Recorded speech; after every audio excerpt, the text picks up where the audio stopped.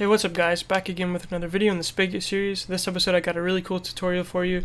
We're going to be making a Launchpad plugin where the player walks on a certain block and then they go flying basically, okay? And so you can find this plugin very commonly on giant networks inside of the lobby, so whenever, so let me just show you an example. Alright, so here's an example I found on this network here. So if you walk upon this pressure plate here, we go, flying a little bit. It's not that powerful on this server particularly, but on other servers it can send you flying a great distance. So we're going to make it so that it's customizable how far we want the player to go, so the server owner can customize how powerful the Launchpad is. By the way this works basically is in the configuration for the plugin, there's going to be two options. First is going to be the under block, which is going to be the block that's under the pressure plate, and then there's going to be the pressure plate block, which is going to be the block. It's usually a pressure plate, but it doesn't have to be. It can be carpet or something like that. And then you get to distinguish what those blocks will be. So depending on what blocks that are there, that's how you know. That's how we determine if your Launchpad is put down. So when we walk on those two blocks, then it'll send us flying like it does here, okay? So that's how it works. Hopefully that makes sense. It's a very simple concept, but it's a pretty cool plugin. So let's get started. We're going to go back to our plugin here, and we can go ahead and set up a few things. So first let's set up our, like a startup message, so we can do s out. We'll call it boost pad. You can call it yours whatever you want to, obviously. So then we're going to say starting up, because this is what happens whenever the plugin starts up, obviously. And then finally down here we're going to have the same thing, but instead it's shutting down, right? So boost pad shutting down. Okay, very simple. That's going to be run whenever the plugin starts up and shuts down. And so let's open this up here, and let's get some a package here. So new package, and we're going to say listeners, because we want to listen for a few things. And so the first thing we want to listen for is whenever a player walks on a certain block, right? Because we need to determine whatever block they walked on, and if they walked on the blocks that distinguish a Launchpad, that means that we want to send them flying, right? So yeah, we need to make a event for that, or a listener, I mean. So let's call it player move listener. So player move listener. Okay, create that. Implements listener. Make sure you import that from bucket, by the way. So and then event handler public void on player walk. So whenever a player walks, we want this event to trigger so we can get the blocks that they walked on, right? So that's going to be player move event. Okay, E. And then now we can check for those blocks. But first let's make a new config.yml file so we can just get some information. So config.yml, and now let's add something here. We'll say enable. So this is how they want to so this will allow them to enable or disable the plugin if they want to do that. So first let's have it true by default, because usually if they download the plugin, they're going to want to use it, so by default we want it to be true. And so that's how that works. So first thing we want to do is check and see if that's true or not, but first we need a reference to the main class here. So first we need to do the reference. So boostpad plugin, and then import that from whatever, and then code generate constructor. So we're making the constructor for this that will grab the reference from the main. So we go back to the main here, and then wherever we register, so register listeners. So now let's do get server get plugin manager register events new. Let's open this up here so we can see what it's called. Plugin or player move listener. So and then we need to pass in this, because it's that's the parameter we just set for the constructor here. So once we pass in this, we just put this again, and that's how we register our listener here, as you know, because we've done this like a million times. But one more thing we need to do is actually set up the configuration for whenever the server starts. So to do that, we go to our main here. We're already in our main, so we can do git config. So we're getting the configuration, then we're going to get the options, then we're going to do copy defaults, which is going to copy the defaults. And then of course after that we're going to save everything, so save default configuration, and that's all we got to do, like you probably know, to set up the configuration. So now we can go back here and then actually work with the configuration. So let's check and see if this is enabled before we actually do anything else, okay? So we want to do that by doing if plugin dot get config dot get boolean, because this is a boolean value, right? Enable is a boolean. Oh wait, this is surrounded by quotes here. You don't want to surround it by quotes. If it's a boolean, that would be a string if we surround it by quotes. So get boolean, and then we give it the name. So the name is enable. So enable, just like that. So if it's true, then do whatever is inside of this block of code here, okay? So the first thing we want to do is get the player, a reference to the player, so we can do some stuff. So player p is equal to e.getPlayer. And so now let's go ahead and check and see the block that the player is standing on, right? Let's see what, usually it's a pressure plate that they're standing on whenever they, for the top block. So you might think that the player is right on top of that pressure plate, but it's actually inside of that pressure plate technically, because the pressure plate is on top of the block that's under the player, right? So technically we're standing inside of this block here. Okay, so what we can do to check and see if they're standing on that block, or standing in that block in more technical terms, we can simply do if p.getLocation.getBlock.getType.equals material.stone pressure plate. And we can do any material that we want to do, but usually it's a pressure plate or a carpet, like I said. So this will basically get the block that they're standing on, or inside of in this case. And then if it's a pressure plate, then we're going to run the code that's inside of here. And we're just going to, do a sample, a testing piece of code. We're going to say, you stepped on a mine, okay? So that's how we know if it works or not. So we can go ahead and test this now. Just to recap though, what happens is every time a player moves, it's going to check and see if that player is standing on a stone pressure plate, and if they are standing on a stone pressure plate, then it's going to send them that message there. Okay, so now we can run this here. Okay, so the server has started up, so I'm going to wait, wrong server. Here we go, there's our test server. So we can join the server now. We can see that, or we can test and see if it works. So let's find a pressure plate. I should have one on the ground here somewhere where we can test this out with, or I'll just get one. So pressure plate, it has to be a stone pressure plate or it's not going to work, right? So we step on this, and now it says you stepped on a mine, so that's pretty cool. Awesome, it works perfectly. So now let's try a different type of pressure plate. So pressure plate, let's do a spruce wood one, and it doesn't spam it anymore because it's not the same material. It has to be stone pressure plate, because if we go back here, we're checking to see if the block that we're standing on, if the block that we're inside of is of type material.stone pressure plate. Okay, so like I said, it's the block that we're inside of, because of course the pressure plate is technically where our feet are. It's on top of the bottom block under us. So now what we want to do is get the block that's under us, because like I said, it's going to be a component where we also check to see if the block under it is a certain block. So we're going to check and see if the block under that is, like, for example, redstone. So we want to usually make it look like this. This is a common way to set up, that server owner set up their Launchpad. They usually have something like this, where the bottom block is a redstone block and the top block is a pressure plate, okay? So basically what we want to do is check and see if the bottom block under us is a redstone block, and then if the top block above that block, the block we're inside of, is a pressure plate, which we already did. So yeah, we just need to check and see if the bottom block is now a redstone block. So we can simply do that by getting the location of the block under where we're standing. So we could do that really simply by doing location block under is what we'll call it. I'll make sure you import that, and then we could say is equal to p.getLocation, and then now we can do block under, so the block that's under us, .get.setY, and then we're going to do block under .getY -1.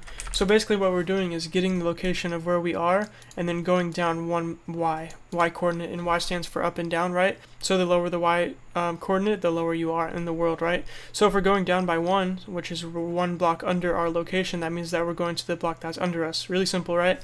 So now that we have this location set here, we can actually grab the block from that location and check and see what that block is equal to, like we just did right here. So we can just add a AND statement, so double AND p.get, so block under dot get block dot get type dot equals, and now we can do material dot redstone block. Okay, so if it is a redstone block, and then it should do this now, and if there's no redstone block under that stone pressure plate, then it's not going to work. So keep in mind, since there's an AND statement here, it has to have both a stone pressure plate and a redstone block, right next to each other. So now let's move this over here, just reload everything. We'll go back here, reload, and so let's test this out. So we can now we can walk on this, and it says you stepped on a mine, but let's put one down without a redstone block under it, and it does not work. It only works with the redstone block under it. So that works perfectly, as you can see. That's pretty cool. So now let's make it so that the player is launched, whenever they step on it, right, instead of sending them that message. So we can do that. It's kind of confusing if it's your first time doing something like this, but it's really simple. All we got to do is to use one method here. So p, so player, and then we could set the velocity of the player, aka what direction and how fast they're going. Okay, so dot set velocity, and now we could set the velocity of the player with a vector, but there's another way you could do it just by getting the location of the player. So p dot get location and then now we can get the direction that they're looking at, because when we set their velocity, when we change their velocity to something higher, you know, sending them flying or sending them in a faster way, we want to make sure they have the same direction they were traveling in the first place, okay? So get direction dot multiply, so we're going to multiply that velocity so it goes faster than it normally would, because if we just leave it without the multiply function here, that means it's going to stay the same speed as it was, you know, in the first place, right? So we can set it to something like 3, and it should multiply it by 3, making the player, you know, go much faster than they were before. And then after that, we can set the y of the player, which is going to make them travel vertically, so it's going to send them basically upward. You'll see what happens, so it's pretty cool. So we set it to something like 6, and let's see what happens. So it should up us about 6 blocks in terms of the velocity, and it should send us 3 times what it'd normally be. So hopefully that makes sense. We're basically just changing the velocity of the player so that they go up about 6 blocks and then go faster than they normally would, okay? So yeah, let's run this and see what happens. Okay, so let's copy this, go back here, paste this, reload. Now back in here, and so now let's try walking on this launch pad here and see what happens. Ready? Boom, and now we go soaring. It's really cool, right? So of course that's going to be a little too high, you know, for a simple launch pad. So let's make this smaller. So what we want to do is change the y, because, you know, the y is how high you go. So let's change it to something like 2. That's probably more reasonable. You're going to be going 2 blocks higher, but you're still going to be going higher than 2 blocks though, because of course the velocity of the player is going to be much higher than it normally would, so you're going to be traveling at a higher speed upward, okay? So hopefully that still makes sense, but let's run this and see how fast we go now. It should look way better. Alright, so let's test it out. Ready? And boom. That's still kind of big, but it works perfectly. But yeah, that's how normal networks usually have it. It's not too big, but not too small. So that's a pretty good size. So we can also make that customizable in the configuration, you know, how far the server owner wants the player to be flying, or launched, whatever. So we can customize that. But let's actually go back into our config.yml and start adding some configuration options. So the first thing we want to add is make it so that they can customize what blocks are being tested for the Launchpad. So let's go back into here, into our config.yml, and then add that. So the first thing we want to add is what's called the top block. That's what I'm going to call it. You can call it whatever you want. So top block. And by default, we'll just have it as stone pressure plate. And this has to be the same name as the material, because the way we're going to have it is we're going to get the player a link to the material. Here, I'll just copy this. So so they can click this link here. If it lets me, let's just copy and paste it. So the way this is going to work is we're going to give the player this link within the config.yml, and they can look inside of here and see all the different material names that they can use, and they're going to put that material name if they want to change it into the config.yml. So for example, if they don't want a stone pressure plate, they can change it to something else that's on this list, like for example, a brick wall. You know, if they want to do that, I wouldn't recommend that, but if they want to do that, then they can do that. So we'll go back here now, and let's add a bottom block. So we're going to call it under block, and we're going to say redstone block. Okay, so now we need to take these values from the config.yml and then put them in here, right? So the easy way to do that is really just get rid of this. So get type dot equals, let's see, and so we could actually just do material dot type, or what's it called, value of, and then inside of here we can provide the name. So we could simply do plugin dot get name, or wait, plugin dot get config dot get string, and then the name of this one here, so top block, so top dash block. So what it's going to do here is basically replace this piece of code here with whatever is inside of here, so stone pressure plate in this case, and that's going to be converted to a material, and then it's going to do all the magic and, you know, do all that stuff. Okay, so hopefully that makes sense. And then we're going to do that for this one also. We also want to make sure that we get the configuration from this one, so value of, and then we can do under block.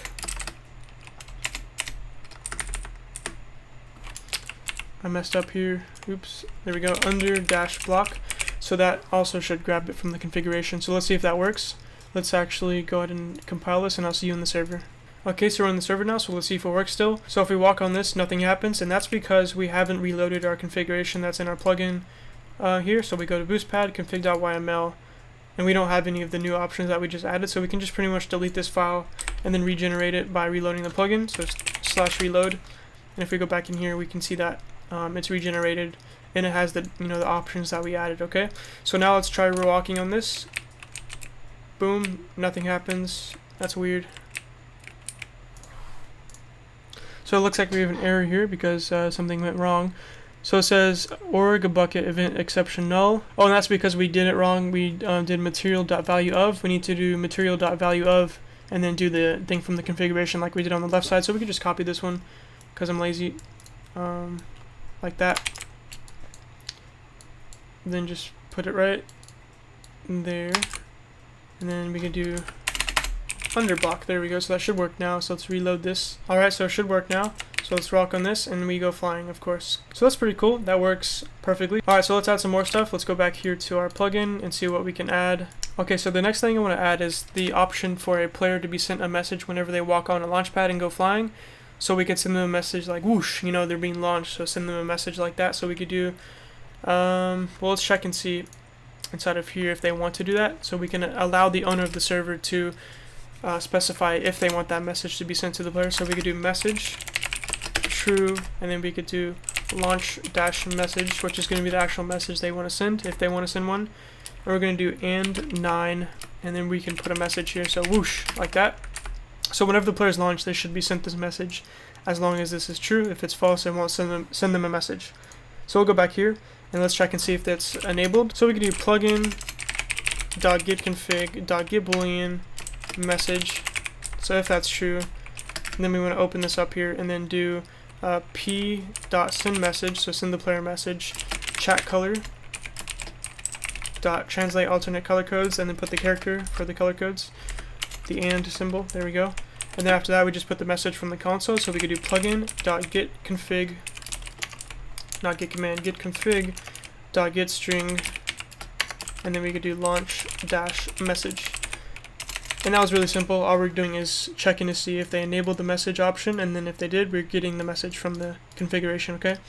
So that should work, so let's run this and see what happens. Okay, so we're reloading right now, and let's see if it works.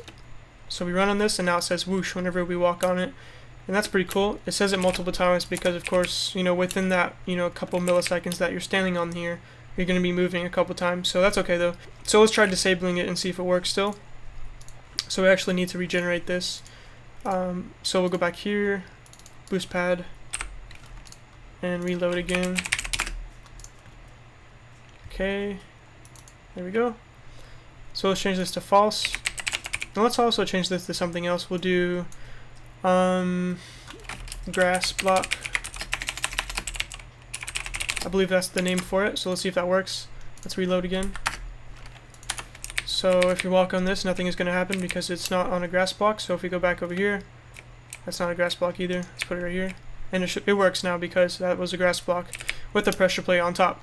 So we can see that the config.yml actually works. It didn't send me the message either. So that's pretty cool. And so now let's add some more stuff. So we'll go back here and then let's add, let's make it so that they can change the velocity for the, you know, the player. So we're going to go down here and we're going to say y velocity. And we're going to give it, so by default, we just want it to be 2, like we already have it here, so 2 for the y velocity. And then we'll do velocity multiplier, and then by default, we have that as 3, so we're going to put 3 here. And so now let's grab these two values and just plug them in, so plugin.getConfig.getInt velocity. Let's just copy it because I'm too lazy. I don't want to get it wrong either. So velocity multiplier, and then we'll just copy this. Scroll over a little bit and put it in here. Let's grab the name of this y velocity. And now we should be grabbing those two values from the config.yml. But first, let's leave a little message here for them. So how high you want to go, not exact, and then we'll do how fast you generally want to travel. Okay, hopefully that makes sense. Oh, we don't need parentheses here, but yeah, there we go. So there we go. That's just some more configuration options, so let's test that out. Lots of testing here. Alright, so let's test this out. Let's find a pressure plate to walk on. It's over here. So ready, and wait, not that one. boom, there we go. So now it works still, even though we changed the configuration for it. So anyway, y'all see how this works, but there's one more thing I want to add to this plugin before we end this episode. Let's make it so that the player can enable or disable fall damage whenever the Launchpad launches a player. So let's go ahead and make a new class for that, or a new listener. So we're going to make a listener for whenever the player takes damage. So we're going to call it fall damage listener. And so let's implement listener.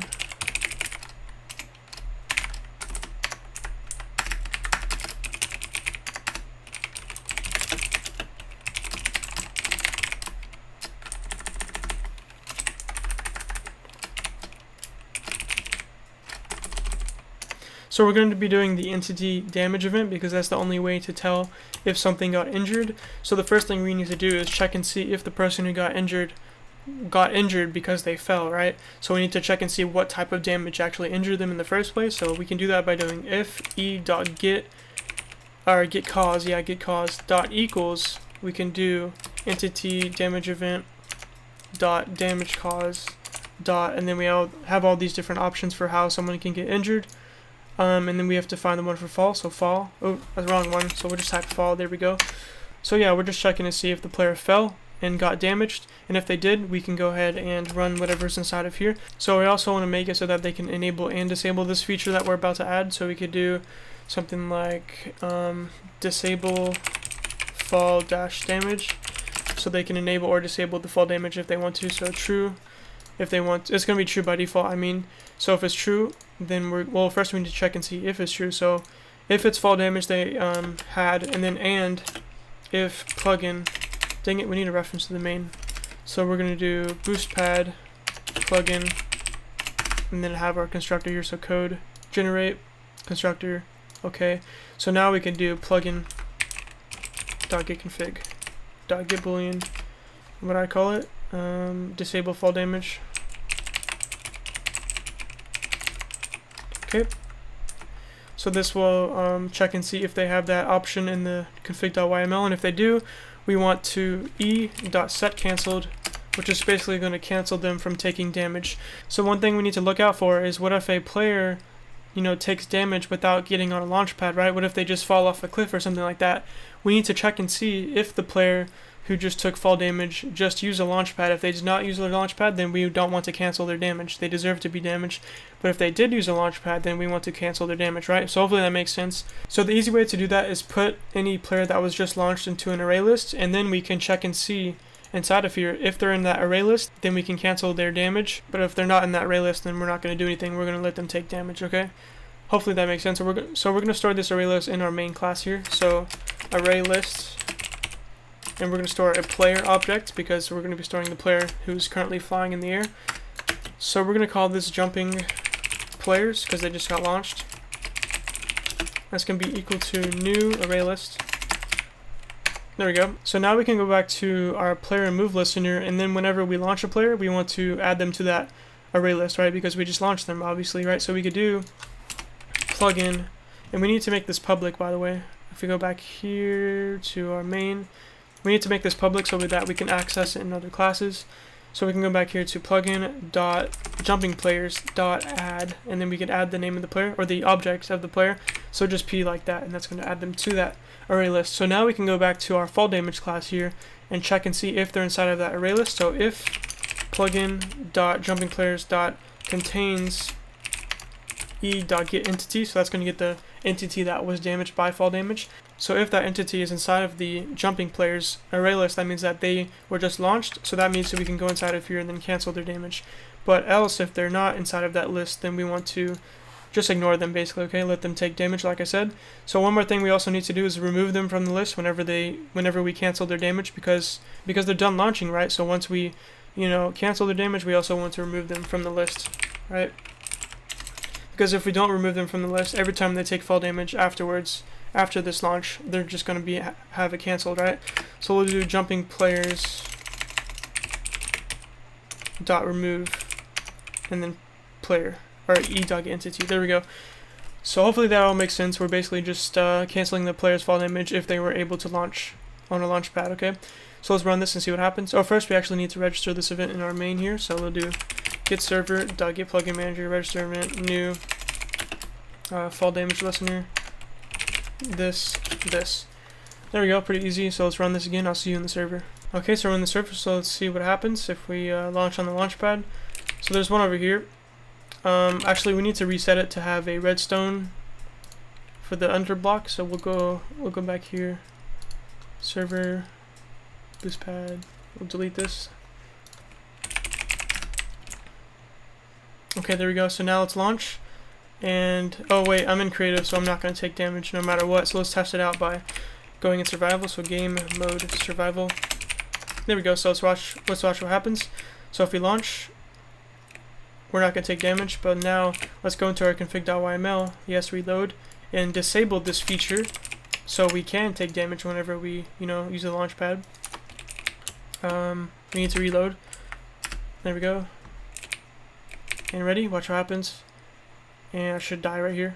Oh, I almost died, but as you can see, I took damage because the feature is disabled, right? So hopefully that makes sense for you guys. And that's it for this plugin. I know the episode was long, but hopefully you enjoyed it because I showed you how to make a pretty complex plugin, a plugin that servers use pretty often. So by the way, on the Spigot Resources website, I put this plugin here so you can check out the plugin and download it if you want it. Or I also put the code in the description for you. It's in a GitLab repository, so you can check out the code if you want to see it and bookmark it for future reference. Same thing I do every episode. But yeah, if you have any questions about what I showed you today, you can ask in the comment section below. I'll be glad to help you. Or I would prefer that you join our Discord server. We have a Discord server with about 300 people.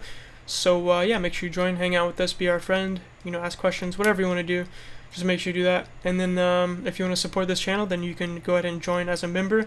So if you go to the channel page, you can click the join button, and then you could pay $5 a month if you want to support the channel. You don't have to, but if you want to. So yeah, that's about it for this episode. Next episode, I'll be doing even more cool stuff. So if you have any suggestions for what you want to see, you can go into our Discord server, and then you join the suggestion channel, and then you can leave a suggestion if you want to, okay? So anyway, if you like this video, leave a like. If you need to see more, subscribe, and peace.